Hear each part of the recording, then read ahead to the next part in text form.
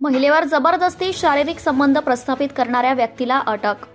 Anjangaon police station हद्दीत दिनांक 28 November 2024 रोजी रात्री 8 वाजताच्या सुमारास एका दुकानात काम करत असताना घरी परत जातेवेळी गावातील एका व्यक्तीने तिला जबरदस्ती पकडून विनयभंग करण्याचा प्रयत्न केला।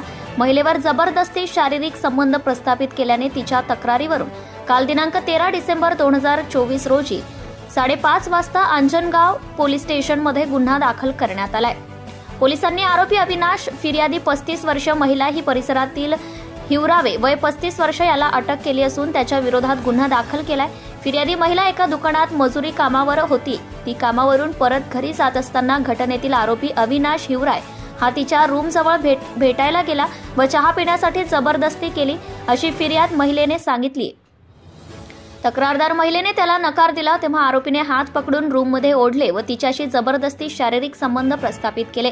ही घटना कोणाला सांगितल्यास तुझ्या मुलाला व पतीला जीवाने मारण्याची धमकीही दिली। फिर्यादी महिलेने पोलीस स्टेशनमध्ये या प्रकाराची तक्रार दाखल केली आहे। तिच्या तक्रारीवरून आरोपी विरुद्ध विविध कलमान्वये गुन्हा दाखल केलाय। घटनेची माहिती आज रोजी पोलीस सूत्राकडून मिळाली आहे। महाराष्ट्र स्टार न्यूज 1 प्रतिनिधी शिवा पाटील, रोंगे, Anjangaon, Surat. Subscribe now and press the bell icon. Never miss an update.